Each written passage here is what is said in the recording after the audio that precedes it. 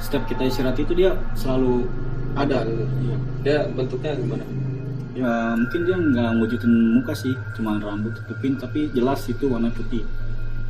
Itu juga baru pertama kali saya lihat.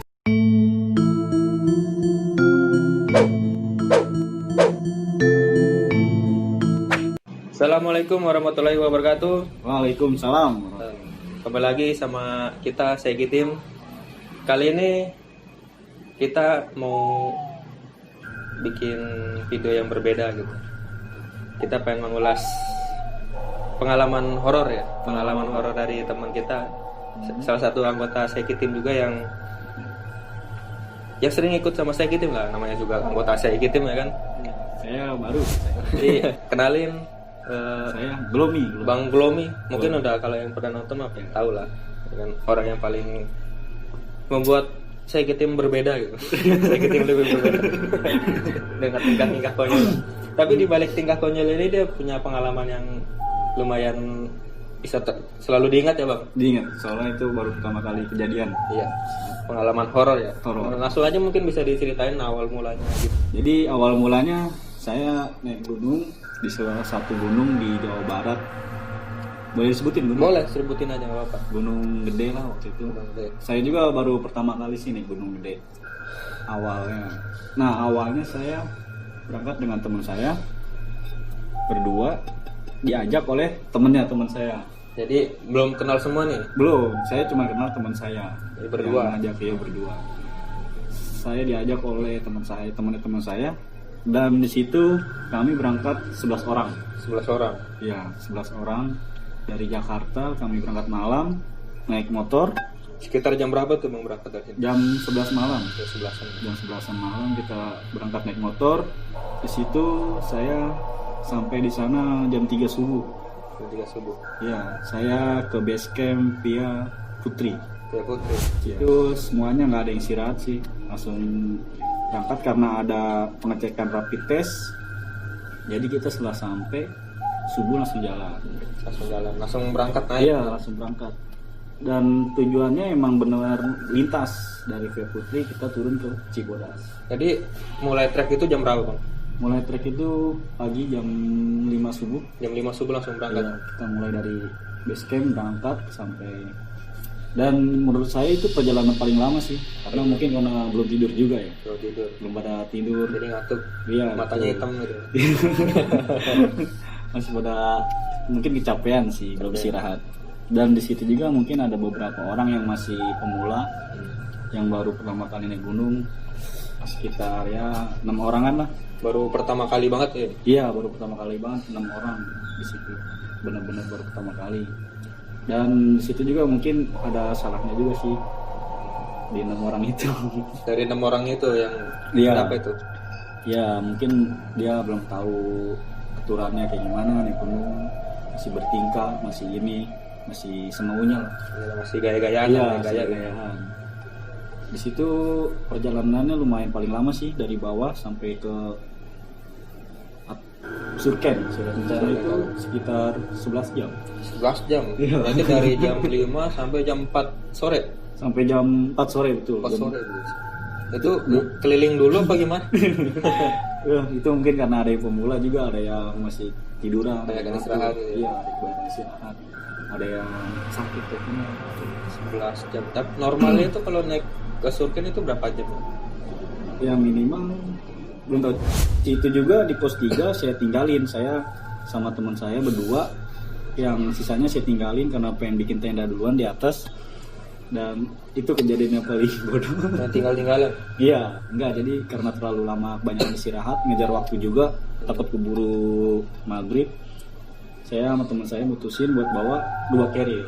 2 carrier? Iya, ganti-gantian. Ya tahu sendirilah tanjakan di Via Putri kayak gimana, tanjakan melebar. Itu yang duluan siapa? Berdua saya sama teman saya. Jadi ya sisanya masih di belakang? Iya, masih pada nunggu, lagi pada istirahat aja, waktu takut keburu maghrib. Sampai di atas jam 5 sore. Jam 5 sore? Iya, saya berdua teman saya masang tenda. Itu di Surken? Surya Kencana, betul. Pas masang tenda seperti biasa, mereka pada datang. Di situ mungkin ada beberapa orang lah yang langsung istirahat, ada yang langsung ya tidak memikirkan nggak makan. bantu-bantu gitu lah, Iya. langsung enak-enak aja. Itu yang baru atau mungkin ada yang senior gitu yang ikut-ikutan juga itu? Mungkin ada juga yang senior. Oh, yang senior juga ikut-ikutan nggak mau Iya. bantu juga? Waduh, luar biasa. Dia bilang sih sudah pengalaman, cuman ya dari situ dia langsung tidur. Langsung tidur. Mungkin pengalamannya begitu. Iya, mungkin pengalamannya karena enak, terlalu enak. Terlalu enak. Lalu di situ kami tidak ada ini apa sih, kejadian apa sih pas naik itu. Sampai situ belum ada kejadian apa-apa. Iya, masih normal aja, masih biasa lah, masih ketawa-tawa, masih ini. Pas kejadiannya itu sekitar habis jam 7 malam, ada beberapa teman kami ada yang kerasukan. Serupan. Iya, serupan, ada yang hampir kedinginan. Hampir hipo. Iya, hipo. Ada yang itu, kalau hipo itu sekitar malam sih, jam 3 subuh. Jam 3 subuh. Mungkin kalau yang kesurupan entah dia kenapa juga saya nggak tahu, cuman dia muntah-muntah kesurupan satu orang, dan di situ udah mulai agak nggak jelas lah. Tapi sebelumnya itu yang kesurupan sama hipo itu didiemin aja atau gimana, Bang? Nggak. Itu yang kesurupan ada yang bisa buat nanganinnya sih. Ada yang nanganin nggak? Iya, betul, satu orang. Sama yang hipo itu kita bungkus pakai blanket, aluminium foil, Ya. biar tidak ini. Situ ada berapa tenda? Dibuat berapa tenda?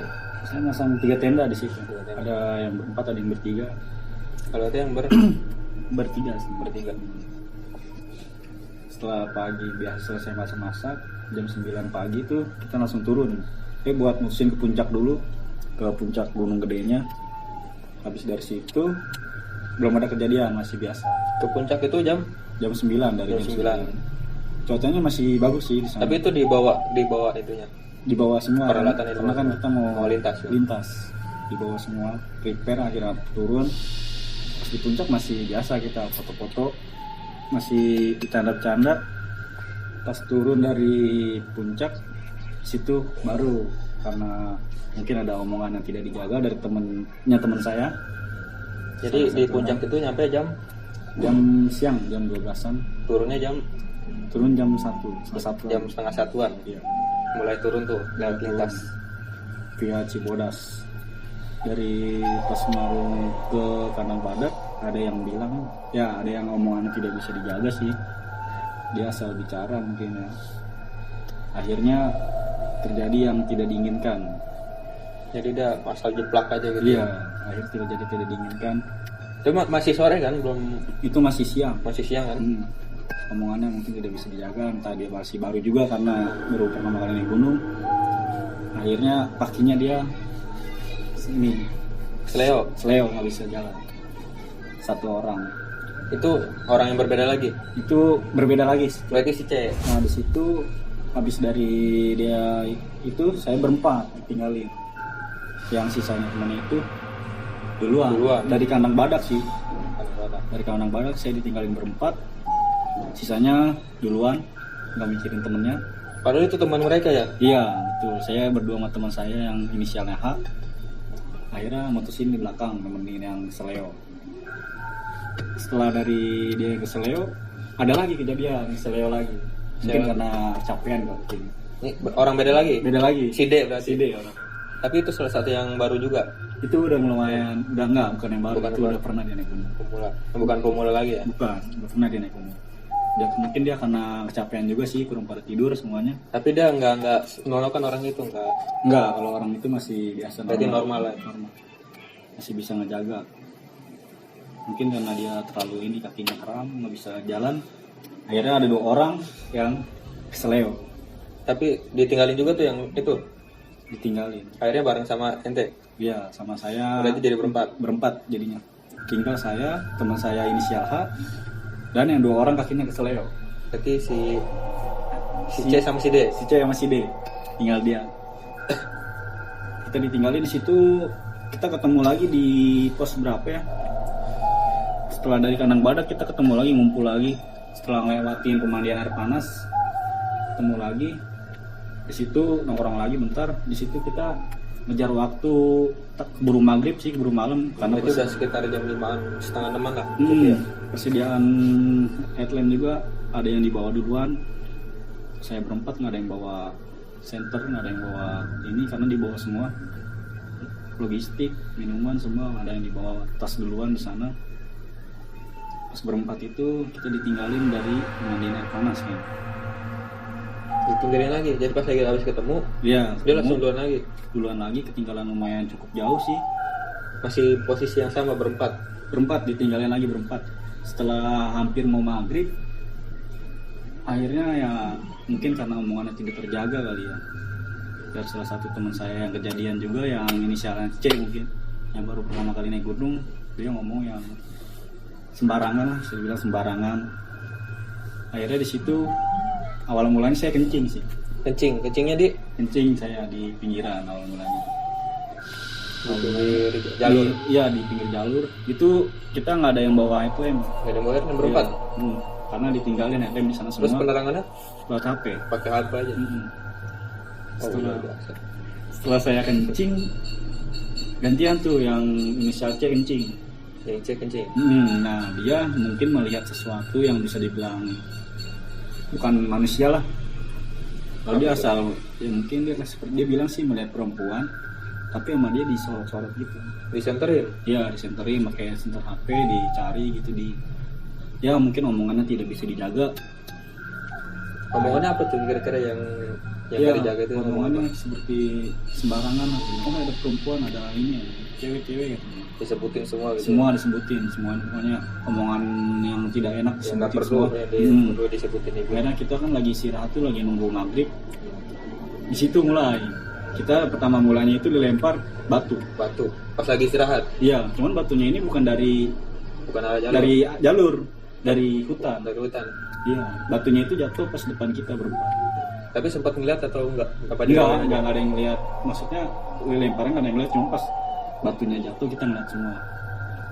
Awal mulanya dilempar batu, ya mungkin semuanya pada tahu. Cuman nggak dicari gitu enggak. Mungkin udah pada main dari kelihatan. Iya, udah kelihatan, udah pada tahu ada apa nih. Lalu di pos setelah habis dari situ istirahat, di situ mulai diikutin sama mungkin sosok bisa dibilang perempuan. Tak perempuan yang kita tadi disebut sama teman saya si C apa kuntilanak lah gitu. Ya betul. Di situ dari situ dia ngikutin terus sampai ke pos mau ke Curug Ciberem. Diikutin itu sebelum disenterin apa sesudah? Sesudah disenterin baru kejadian itu. Terus. Iya. Setiap kita istirahat itu dia selalu ada gitu. Iya. Dia bentuknya gimana? Ya mungkin dia nggak ngewujudin muka sih, cuma rambut tutupin, tapi jelas itu warna putih. Itu juga baru pertama kali saya lihat gituan. Enggak usah dilihatin tuh dia jauh nggak posisinya dia? Posisinya itu dia di atas kita lagi istirahat sini, dia ada di atas pohon. Sekitar berapa meter gitu? Enggak begitu jauh. Mungkin semuanya juga pada ngeliat, bukan saya doang sih yang ngeliat. Itu beneran baru pertama kali dalam saya naik gunung kejadian seperti itu. Itu di Tonggolnya dia bener-bener Iya gitu.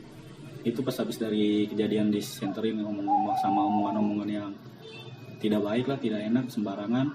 Akhirnya ngikutin terus. Setiap kita istirahat dia selalu ada berhenti. Dan benar-benar real gitu. Benar-benar nyata gitu ya. Iya.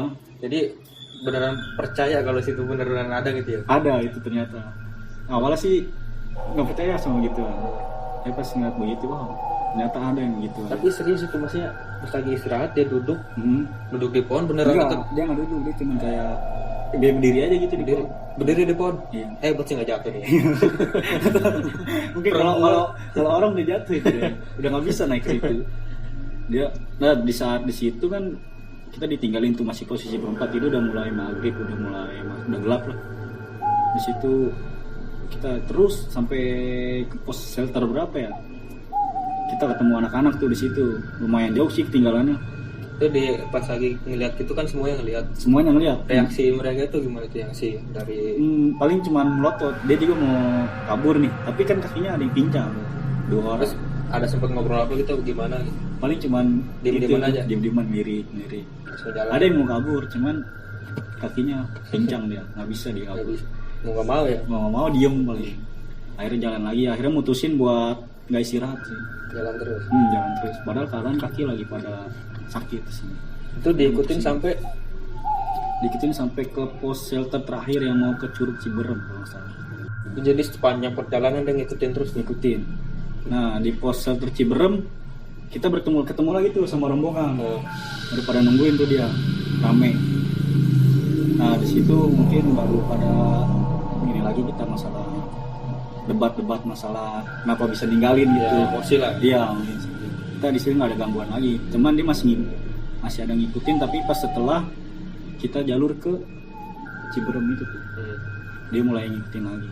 Di situ kita nyantai-nyantai dulu, istirahat, baru mutusin jalan lagi jam 8 kan, jam 8 malam. Nah posisinya saya selalu berdua di belakang, sampai tidak bisa dijaga sopan santunnya. Dia ngapain omongan yang tidak enak juga sih sama. Omongannya apa tuh? Ya mungkin masih kayak mengganggu. Terus salahnya lagi dia main center tuh disorot-sorot ke mana-mana gitu nyorotinnya. Harusnya kan center jalur atau Itu jadi pas lagi dia nyenter itu pas nyenterin kuntilanak. Iya, jadi awal mulanya itu dia mungkin omongannya nggak enak lah atau kurang sopan. Jadi mungkin Dia nyorot pas dia main center itu beneran ada di jaraknya kira-kira 1 meter lah. 1 meter. Saya Lagi posisinya segini 2 meter lagi lah, 1 meter. pas lagi nyorot begini Iya. ketongol. Jadi itu nyeretnya pas lagi kena mukanya atau kena Iya. kena mukanya? Nah, Oh. cuman posisinya nggak kelihatan mukanya rambut. Cuman rambut begini kan tetep aja itu kan. Iya. Apalagi di gunung kan begini. Wah. Luar biasa. Udah gitu di situ posisinya saya dan teman saya yang di belakang itu melihat, dan dia juga sampai jatuh. Jatuh sampai Terkejut saking dia. kagetnya gitu. Iya, jungkir dia, jungkir balik ya. Akhirnya di situ dia diomongin supaya harus dijaga lagi sopan satunya. Dan main center gitu. Omongannya kurang baik juga sih. Setelah dari situ kejadian, sebenarnya sih banyak sih kejadiannya. Kita ada yang orang jadi bapak-bapak tapi dia diem di posisinya mau ke Curug Ciberem, dia diem aja. Dia nggak bawa apa-apa. Nggak bawa apa-apa. Iya, dia diem Bawa aja. badan aja gitu ya. Dia nunduk kalau ditanya. Nunduk aja. Nggak jawab. Enggak. Posisinya itu jauh dari orang-orang. Itu lagi berombongan sih. Jadi dia berdiri aja di pinggir. Sendirian. Iya, dia sendirian. Nunduk kayak gitu. Ditanya tuh kayak dia nggak bawa apa-apa. Nggak bawa keril, nggak bawa kayak orang gunung lain lah. Nggak bawa peralatan, tapi dia berdiri. Tapi sebelumnya ditanya juga diam aja. Itu posisinya di pinggir jalur. Pinggir jalur. Terus madep jalur. Mapang belakangnya jalur. Madep jalur, cuman nunduk. Nunduk. Baru setelah dari situ kejadian-kejadian yang teror itu kita diserang. Ada yang beberapa orang yang sakit lah sebelum dari dikejar-kejar itu, istilah diikutin. Ada yang sakit, ada yang ya mungkin ada yang sakit sih, kebanyakan panas dingin mungkin. Habis dari turun gunung itu. Iya, pas kita di base camp. Oh di base camp. Udah nyampe base Pas camp. nyampe pos.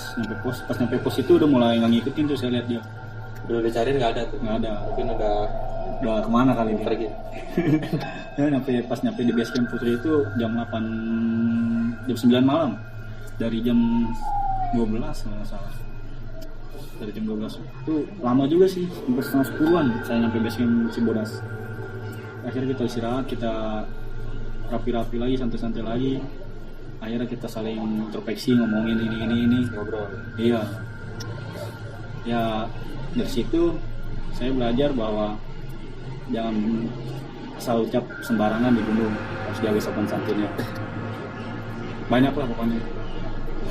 Dibilang seru, tapi gimana kesannya? Tapi ini pengalaman pertama lah ya. Pengalaman pertama gua. Kira-kira mau lagi nggak kalau naik lagi? Kalau buat naik mau pasti naik gunung. Cuman kalau buat nemuin kayak gitu Nggak mau. nggak mau lagi. Tapi semenjak dari situ pas lagi udah turun nyampe rumah nggak ada kejadian yang Enggak, aneh kan nggak ada. alhamdulillah dalam nyampe rumah biasa lagi, normal Bisa. lagi. Cuman ya kita sering diikutin itu lumayan jauh. Itu doang sih. Jadi sepanjang perjalanan yang ngikut terus. Ngikut Kenapa ya? nggak coba tanya gitu? Iya, makanya. Ya mungkin saya juga awalnya nggak percaya soal gituan. Cuman ya pas di situ akhirnya ada ternyata yang begituan. Apalagi di gunung. Cuma kalau di gunung tuh gimana ya? Sebenarnya saya juga sebagai pendaki pemula juga nih bang. Saya juga. Cuma beberapa kali naik gunung. Emang pada dasarnya itu saya emang orangnya penakut sih. Iya, sama. Orangnya penakut, di rumah juga takut, apalagi di gunung ya kan yang tempat-tempatnya begitu kan. Nggak ketemu aja sebenarnya saya takut gitu, apalagi ketemu gitu. Iya. Kalau sampai kejadian kayak gitu mah, ya lumayan juga ceritanya buat pengalaman ya. Iya, makanya sebenarnya sih banyak lah pengalamannya. Mungkin Di simple aja. emang guru terbaik itu sebenarnya pengalaman. Jadi Iya, betul. kita bisa belajar dari ceritanya Bang Glomi ya kan, dari teman-temannya kita bisa jagalah buat naik gunung itu jangan asal-asal ngomong, jaga tindakan, jangan buang sampah sembarangan.